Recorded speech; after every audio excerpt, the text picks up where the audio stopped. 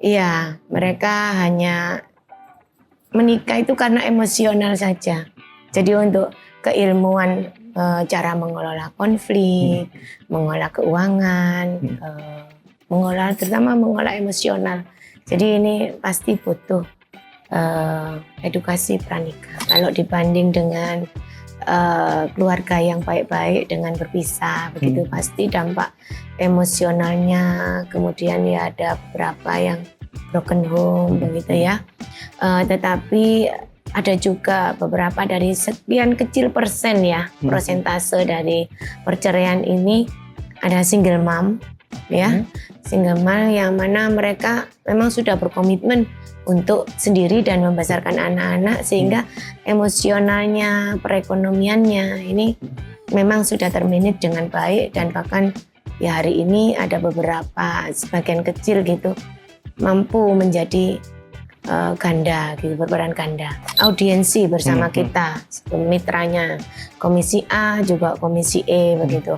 Nah, kita mendorong kepada kalau mitra saya itu kan Biro Pemerintahan ya, mendorong Biro Pemerintahan untuk bekerjasama dengan Komisi E, yang mana di Komisi E ini lebih spesifikasi lagi sebetulnya. Ada kesehatan, ada pendidikan, yang mana keduanya ada sosial juga, yang mana ketika OPD ini bisa menjonding lebih dalam gitu. Kalau kesehatan bisa ke psikologinya, pendidikan lebih bisa ke modul-modul ya, modul-modul pranikahnya itu. Kemudian dari segi sosial mungkin bantuan sosial terkait yang dampak-dampak dari yang sudah bercerai.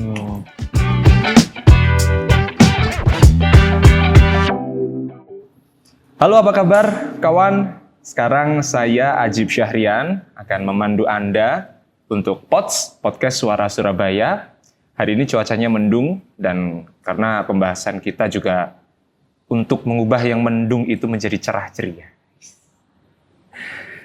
Temanya adalah mencegah perceraian dari hulu, pentingnya edukasi pranikah. Obrolan ini menarik, oleh karena itu kita akan mendengar penjelasannya bersama Dr. Hajah Laili Abidah, SAGMM, anggota Komisi A DPRD Provinsi Jawa Timur, fraksi Partai Kebangkitan Bangsa, Dapil 7, Tulungagung, Blitar, dan Kota Blitar. Ini saya coba mengambil data dari BPS ya kawan. Menunjukkan kalau jumlah perceraian di Jawa Timur itu 32.800-an kasus. Ini per 2024 ya. Angkanya sebetulnya turun, termasuk pertumbuhan selama 5 tahun terakhir sebetulnya juga cukup tinggi, 9,4%. Jawa Timur punya gelar sebagai provinsi tertinggi ketiga dengan angka perceraian tertinggi se-Indonesia. Angka ini bukan hanya data, tapi kisah nyata tentang keluarga yang berpisah, anak-anak yang kehilangan stabilitas, hingga dampak ekonomi dan sosial setelahnya juga kepada masyarakat. Pertanyaannya kawan, bagaimana cara mencegah perceraian? Salah satu jawabannya adalah mencegah permasalahannya dari hulu, yaitu lewat edukasi pranikah. Ini adalah bekal sebelum menikah bisa membantu pasangan menghadapi tantangan rumah tangga yang katanya tuh seperti roller coaster. Dengan viralnya video Tepuk Sakinah, membuat program edukasi pranikah juga semakin dikenal luas, khususnya bagi para generasi muda, calon-calon manten.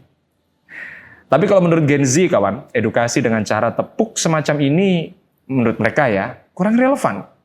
Lalu apa yang harus diperbaiki dari program ini? Pembahasannya akan mendalam bersama Ibu Laili Abidah dan saya langsung menyapa beliau. Halo Bu Laili. Ya. Sehat Ibu? Alhamdulillah. Alhamdulillah. Ini kalau saya coba membaca tadi Bu ya, data perceraian di Jawa Timur itu kan memang cukup tinggi ya. Kalau menurut Anda, apa Bu faktor utama di balik tingginya angka perceraian ini? Silakan. Menurut data resmi ya, memang ada beberapa faktor yang menonjol. Yang pasti yang pertama adalah banyaknya pasangan yang menikah tanpa memiliki perencanaan finansial ya yang matang. Sehingga muncul perselisihan mulai dari kecil menjadi besar terus menerus begitu sehingga menjadi besar seperti itu. Jadi sebetulnya perceraian ini apakah ada hubungannya dengan ketidaksiapan, Ibu? Iya, mereka hanya menikah itu karena emosional saja. Jadi untuk keilmuan cara mengelola konflik, mengelola keuangan, terutama mengelola emosional. Jadi ini pasti butuh edukasi pranikah. Oke, berarti supaya lebih matang, Ibu ya? Iya. Lalu banyak yang beranggapan Ibu, kalau pernikahan, ya kalau orang Jawa bilang dilakoni ae. Nanti juga bisa belajar sambil jalan. Nah, Ibu yang saya rasa lebih senior, apa pendapatnya Ibu terkait itu? Ya gini ya, pernikahan itu kan bukan eksperimen ya Mas ya. Tapi pernikahan itu bagaimana bisa diperencanakan dengan matang gitu.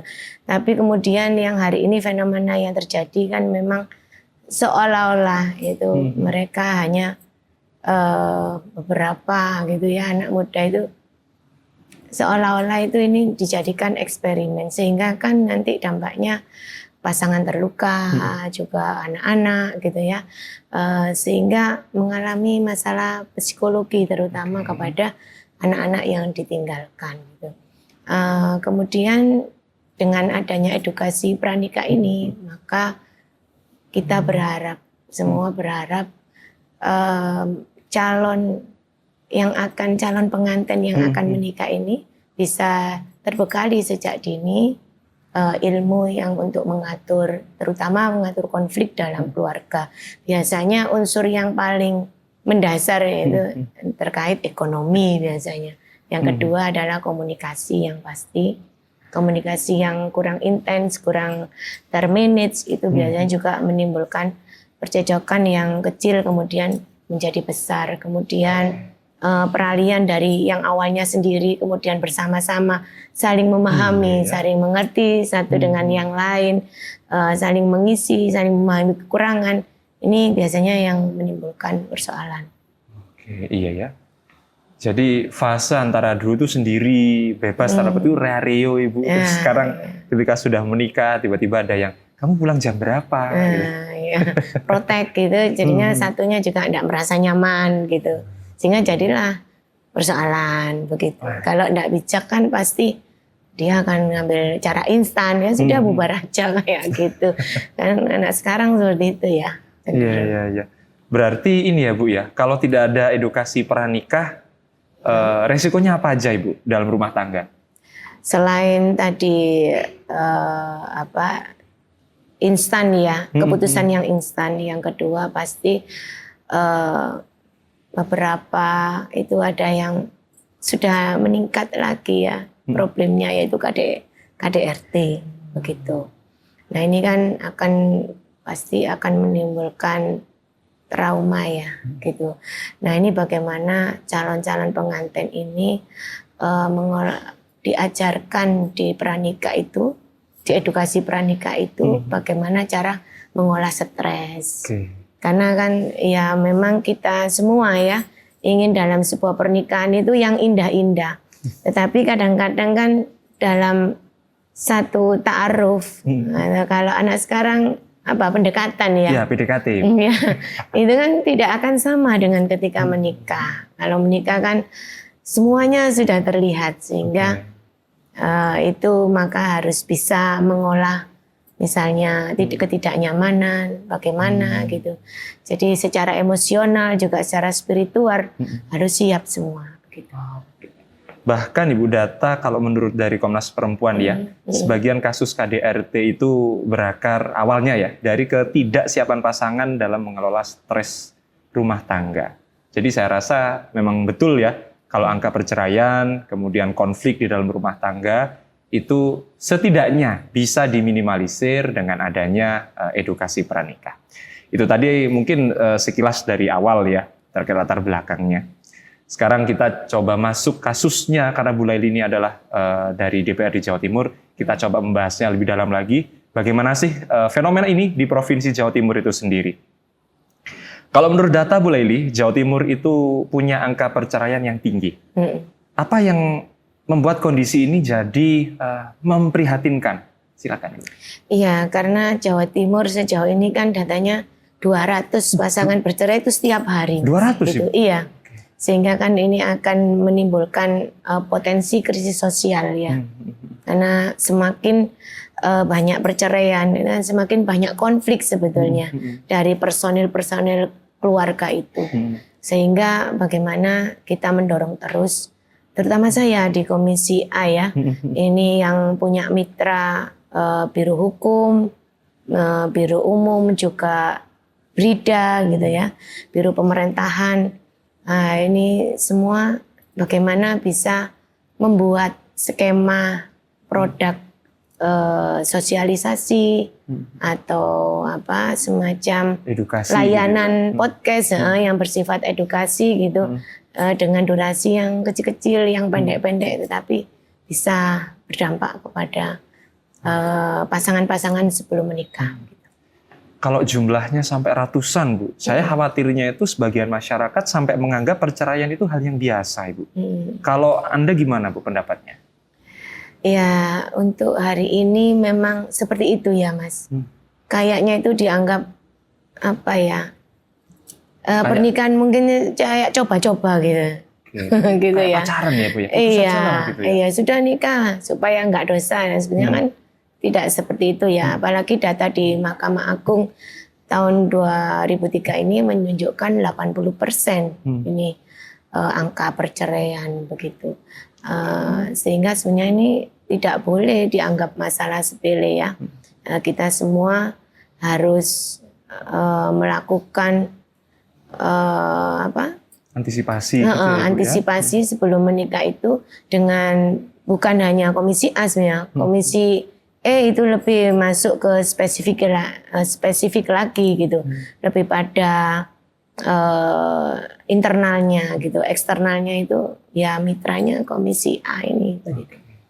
Berarti dari Bu Laili Komisi A sebetulnya juga sudah berkoordinasi, Bu, ya, dengan Komisi E, mungkin dengan instansi yang lain terkait bagaimana bisa ini, Mas, memberikan edukasi pranikah itu dengan cara-cara yang disukai oleh Gen Z. Jadi kemarin tuh ada laporan dari Brida itu ya, bahwa melakukan sosialisasinya itu dengan cara seni.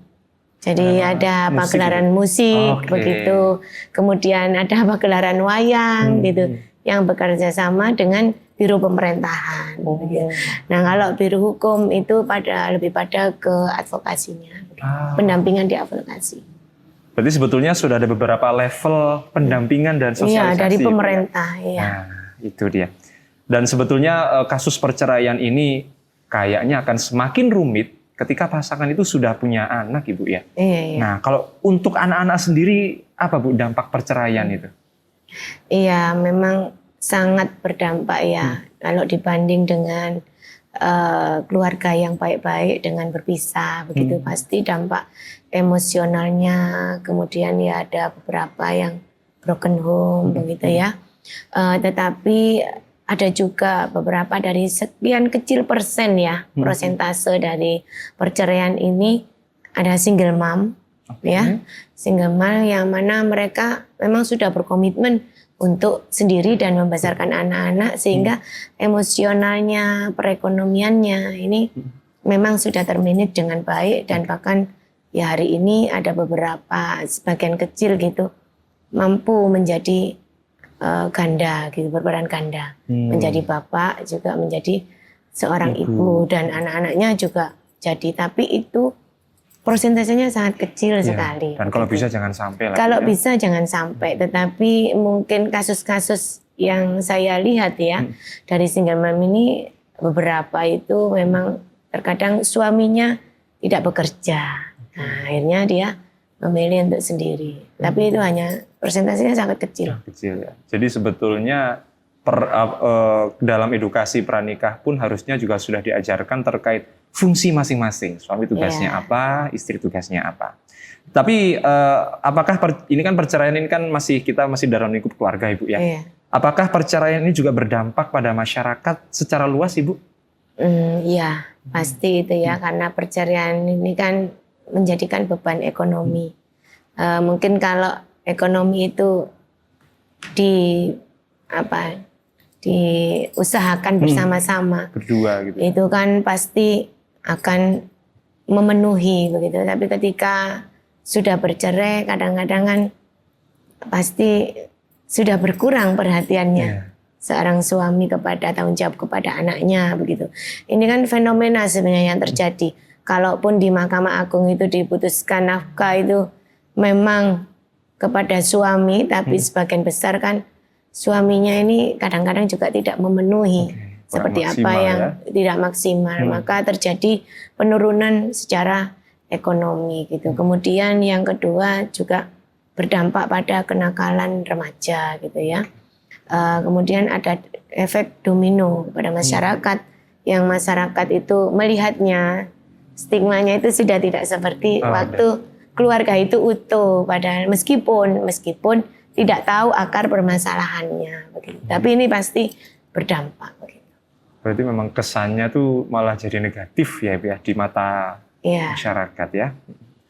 Tapi kalau kita bicara soal edukasi pranikah, Ibu, bagaimana cara menyesuaikannya dengan perbedaan latar belakang sosial budaya? Saya rasa di era Ibu waktu dulu ya, di era Ibu persiapan pernikahan dengan mungkin eranya saya atau mungkin teman-teman yang ada di belakang kamera ini mungkin sudah beda sekali Ibu latar belakangnya. Iya, kuncinya kontekstual ya, Mas. Jadi dari masa ke masa, jadi kita itu punya punya materi yang memang itu harus disampaikan. Tetapi karena hari ini Gen Z itu tidak seperti dulu, maka ya harus lebih inovatif, kreatif, kemudian memanfaatkan media sosial juga. Menurut saya sih yang paling mengena sebenarnya TikTok itu dengan durasi yang pendek, tetapi anak-anak lebih mudah menyerapnya gitu. Berarti edukasi singkat mungkin 15-30 detik. Iya. Bisa yang menyampaikan itu misalnya penyuluh dari Kementerian Agama, dari Kemenak itu kan ada yang namanya penyuluh itu yang tadi Mas sampaikan dengan tepuk tangan, gitu ya. Tetapi itu mungkin dimodifikasi lebih menarik lagi dengan durasi yang tidak panjang, berkemungkinan anak-anak itu tertarik begitu ya. Jadi sebetulnya tidak hanya mereka yang berusaha belajar, tapi dari pemerintah sendiri berusaha mendekat sama mereka ya Bu ya. Iya, dengan cara-cara yang disukai oleh anak zaman sekarang gitu. Soalnya memang sekarang konten tuh macam-macam loh Ibu. Iya. Dan ini kalau kita bicara soal ini Bu ya, ini kan fenomena sebetulnya saya rasa kalau saya baca di beberapa artikel, di setiap negara pun juga ada fenomena perceraian, termasuk di Indonesia. Dan sekarang kita sempitkan lagi ke Jawa Timur, Ibu. Apa langkah real yang sudah dilakukan Pemda dan DPRD Jawa Timur untuk mengurangi angka perceraian ini, Bu? 200 per hari kemarin tadi datanya kan? Iya, pemerintah daerah kan selalu audiensi bersama kita, mitranya, Komisi A juga Komisi E begitu. Nah, kita mendorong kepada kalau mitra saya itu kan biro pemerintahan ya, mendorong biro pemerintahan untuk bekerjasama dengan Komisi E. Yang mana di Komisi E ini lebih spesifikasi lagi sebetulnya. Ada kesehatan, ada pendidikan, yang mana keduanya ada sosial juga, yang mana ketika OPD ini bisa menjonding lebih dalam begitu. Kalau kesehatan bisa ke psikologinya, pendidikan lebih bisa ke modul-modul ya, modul-modul pranikahnya gitu. Kemudian dari segi sosial mungkin bantuan sosial terkait yang dampak-dampak dari yang sudah bercerai. Berarti sebetulnya sudah ada banyak loh ya. Iya. Dan apakah bimbingan pranikah itu sudah disusun dalam bentuk program khusus gitu Ibu? Kalau di Kementerian Agama, Kemenak sudah ya, yang di KUA tadi yang saya sampaikan, itu pegawai KUA itu namanya penyuluh. Nah itu memang dia masuk di ormas juga, di akademik juga. Ini saya karena teman saya ada yang masuk di masuk di penyuluh itu. Gitu.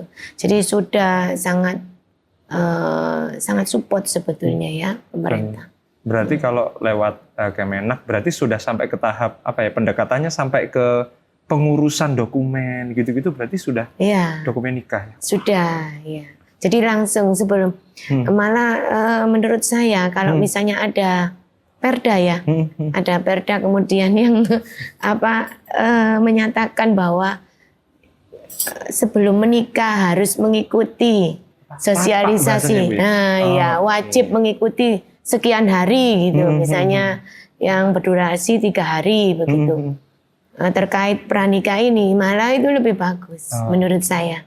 Kan dia sebelum menikah pasti dia sudah punya ini ya. Gambaran. Oh aku sebelum nikah harus punya waktu 3 hari nih untuk belajar nggak tahu itu lewat Kementerian Agama atau lewat yang jelas kalau secara offline ya.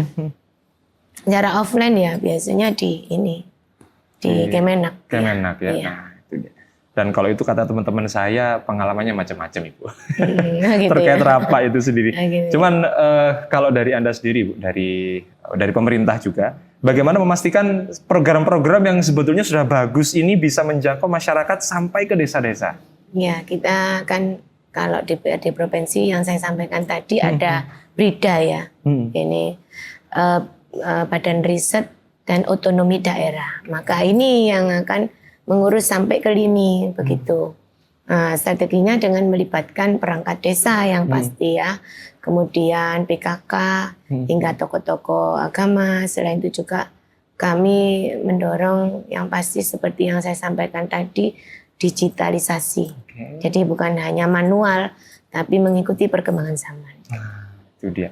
Dan buat yang belum tahu Ibu, edukasi pranikah ataupun rapa atau apapun bahasanya, itu materinya apa saja sih Ibu dalamnya itu? Yang pasti manajemen pengelolaan ya. Pengelolaan yang pasti pengelolaan ekonomi, gitu. Keuangan, kemudian pengelolaan konflik, ya, pengelolaan emosional dulu, pengelolaan emosional. Yang kedua adalah pengelolaan konflik, begitu. Oke, berarti terkait peran dari suami dan istri juga diajarkan ya Ibu? Iya. Oke, terus ini berarti itu persentasenya gimana Bu? Lebih banyak teorinya atau praktisnya? Hal praktek lah. Sejauh ini lebih praktis ya, karena kan kalau teori pasti dia praktis saja, kadang dia tidak mengikuti gitu. Apalagi teori yang takutnya ngantuk malah. Iya, yang praktis, singkat, padat, mengena begitu lah. Ya. Itu dia. Simulasinya itu loh, nanti begitu. Terus gimana Bu ya, cara agar mereka ini, bahasa itu young couple itu, yang masih berapi-api itu bisa langsung menerapkan ilmunya Ibu? Ya, metodenya jangan terlalu tinggi ya, yang sederhana saja, berbasis kasus sehari-hari misalnya. Jadi mereka mudah mencerna, karena kan kalau pranikah, kalau berbicara edukasi pranikah, ini pasti kan segmennya bermacam-macam, malah banyak yang SDM-nya tidak mumpuni begitu. Jadi pasti harus pendekatannya dari kasus-kasus yang sudah pernah ada saja begitu. Itu akan lebih mudah dicerna dan difahami, dia akan insya Allah dia akan mengikuti begitu. Itu dia ya. Berarti sebetulnya memang pranikah ini memang sudah ada programnya, terus habis itu sudah dipertajam lagi mengikuti zaman, kemudian memaksimalkan media sosial. Tadi Bu Laili sudah bilang menyebutkan pakai TikTok dengan konten yang singkat, tapi itu tadi singkat dan jelas. Itu adalah kunci supaya nanti edukasi pranikah itu bisa betul-betul mengena. Lalu saya tuh juga penasaran Ibu, bagaimana caranya menarik minat generasi muda itu supaya mereka itu memahami edukasi pranikah itu penting Bu? Ya tadi Gen Z sekarang kan tidak mau durasi ceramah yang sampai setengah jam, 1 jam, jangan lagi 1 jam, setengah jam aja mereka belum tentu mau mendengar, mungkin mendengar, tapi mereka belum tentu menghayati begitu ya, mengambil maknanya dan mengimplementasikan. Sehingga menurut kami ya kita lebih memanfaatkan digital lah gitu. TikTok tadi dengan durasi yang pendek, pesan yang nyata yang memang ada di sekeliling kita, kemudian memberikan support gitu, memberikan kayak pendampingan juga ya Bu ya. Ya statement yang sehingga mereka itu bagaimana bisa ingin dengan sendirinya belajar supaya tidak terjadi perceraian begitu. Belajar untuk mengikuti prosedur pranikah itu. Nah betul, kalau dari media sosial sendiri memang seingat saya Bu ya, rata-rata Gen Z itu main media sosial itu kalau di total bukan kadang-kadang buka taruh, tapi kalau di total tuh bisa sampai 4 jam Bu, per hari. Jadi memang saya setuju ketika pendekatannya dalam bentuk TikTok, podcast begini, mungkin setiap pertanyaan nanti dipotong dalam video pendek, itu siapa tahu mereka jadi lebih tertarik. Kadang kan nggak terasa ya, scroll gitu langsung keluar kan. Iya. Secara otomatis dia kan, oh ini ada begitu. Apalagi kalau disosialisasikan bahwa TikTok yang dari layanan ini loh, dengan akun inilah gitu, dia akan langsung mungkin bisa tertarik. Nah, tapi kalau scroll terus tiba-tiba 4 jam gitu lupa tidur. Nggak mau dia lihat. Tapi kalau untuk sekarang ya kita bicara media sosial Ibu. Cuman kalau saya rasa ya mungkin ada beberapa yang kayaknya masih butuh komunikasi. Itu tadi kan media sosial masih satu arah. Apakah metode pendidikan tradisional ya taruhlah seminar bertemu tatap muka itu masih relevan Ibu? Iya masih, untuk beberapa OPD ini kan melakukan itu juga ya Mas. Bahkan untuk menarik supaya pranikah itu mau datang bagi-bagi sembako. Itu ada juga sampai sedetail itu ya pemerintah memperhatikan. Nah ini bagaimana menumbuhkan lagi sebenarnya kesadaran dengan memberikan contoh. Ini loh dampaknya begitu ya. Maka ya tadi itu kita harus punya inovasi, kreativitas yang bagaimana memang anak Gen Z itu mau mengikuti begitu. Oh baik, ini dia ya. Perkembangan zaman memang luar biasa, tapi kalau saya boleh melihat juga Ibu, kan kalau orang menikah itu bahasanya adalah mempertemukan dua keluarga. Selain pasangan Ibu, apa peran keluarga besar dalam mendukung ketahanan rumah tangga? Sangat besar ya Mas, apalagi ketika ada problem yang seperti itu, pasti penguatnya adalah keluarga, yang pasti orang tua, kemudian bisa saudara, bisa kerabat gitu ya, atau teman dekat gitu. Tetapi yang paling intens bertemu kan sebenarnya keluarga. Jadi keluarga ini yang paling utama untuk bisa mengembalikan marwah dari kepribadiannya itu adalah keluarga menurut saya. Oke, berarti sebetulnya sebelum muncul aku pengen cerai, berarti sebaiknya ya diskusi dulu sama orang tua. Gitu ya. Nanti dampaknya kan semua harus dipertimbangkan. Kalau gitu, apa yang perlu diperkuat agar program edukasi pranikah ini bisa betul-betul bermanfaat, Ibu? Yang pertama adalah kesiapan materi ya, karena orang menikah itu hidup bersama, yang dulu makan sendiri, kemudian makan berdua, apalagi kalau sudah punya anak. Jangan hanya sekedar ingin menikah saja secara administrasi gitu ya, harus siap secara mental gitu. Kemudian yang pasti kalau materi sudah termanage gitu kan, pasti keuangannya kan nanti akan terakomodir dengan baik gitu. Kemudian kolaborasi dengan pemerintah daerah, lembaga agama yang menyonding dari pranikah ini.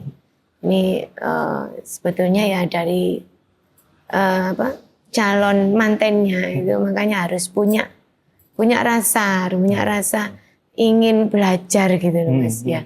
Oleh sebab itu tadi saya bilang kalau misalnya ini ada perdanya gitu ya, maka secara otomatis dia pasti akan mengikuti Mas, akan mengikuti materi-materi itu. Gitu. Terus kalau dari mungkin instansi Anda Ibu, DPRD Jawa Timur, bagaimana peran DPRD sendiri dalam menjawab tantangan ya generasi muda yang semakin, kalau dulu bahasa nanu-nanu ini, Bu? Iya, tadi yang saya sampaikan, kita mendorong mitra kita untuk bekerja sama dengan Komisi E ya, membuat modul, terus kemudian bekerja sama dengan influencer ya, nah, gitu. Kemudian kreator juga, kreator konten yang positif gitu, bisa membantu untuk mengemas-ngemas produk ini bisa lebih menyenangkan. Betul. Ini saya setuju Ibu, karena konten terkait perceraian itu juga deras Bu. Jadi saya rasa memang perlu diimbangi juga dengan konten yang bahasanya juga mengedukasi mereka juga. Sama ini Bu, kalau melihat kondisi sekarang, apa ya solusi paling realistis untuk menekan angka perceraian ya di Jawa Timur dulu lah setidaknya? Ya solusinya dari hulu ya, memang kita harus memastikan setiap pasangan yang mau menikah itu mendapat edukasi yang layak. Itu harapan gitu ya. Pemerintah daerah bisa membuat aturan seperti yang saya sampaikan tadi. Ini membuat payung hukum ya, perda. Bagaimana calon pengantin itu wajib mengikuti edukasi pranikah ini gitu ya. Selain itu keterlibatan tokoh agama gitu ya untuk mengingatkan, karena kan keimanan manusia itu naik turun kan Mas. Jadi keterlibatan tokoh masyarakat, kemandirian masyarakat ini perlu untuk mengingatkan ketika ada indikasi perceraian gitu ya. Terakhir Ibu, apa pesan Anda untuk Gen Z di luar sana yang mungkin sekarang lagi prepare Bu soal hari terindahnya dalam hidup itu? Iya. Pernikahan ini bukan cuma sekedar menikah ya, menyatukan dua pasangan ya, tapi sebetulnya tentang kesiapan. Jangan malu untuk belajar dan jangan ragu untuk bertanya gitu ya. Karena cinta hari ini ya, apalagi hari ini tidak cukup dengan kesiapan mental dan finansial saja ya, tetapi fondasi yang mengakar, yang kuat ini menjadi kokohnya dari rumah tangga itu sendiri. Itu dia. Kalau kita mau jujur kawan, menikah itu bukan soal pesta, gaun yang indah, maharnya dan apapun di luar itu. Itu sekedar pintu gerbang. Yang jauh lebih penting adalah perjalanan setelahnya, bagaimana pasangan itu bisa bertahan, bertumbuh dan saling menguatkan. Edukasi pranikah bisa jadi kompas, membantu mereka tidak tersesat saat menghadapi badai, karena perceraian bukan sekedar putusnya hubungan dua orang, tapi juga anak-anak mereka, keluarga, hingga bahkan masa depan ikut terdampak. Jadi, sebelum bilang siap menikah, pastikan kita semua belajar lebih dulu, karena cinta butuh ilmu, bukan sekedar rasa. Terima kasih banyak Ibu Laili Abida sudah hadir dan berbagi pandangan. Semoga obrolan ini juga bisa jadi pengingat bahwa mencegah perceraian itu bisa kita mulai dari hulunya dengan bekal pengetahuan, kesiapan mental, dan niat baik sejak awal. Sampai jumpa di episode POTS berikutnya.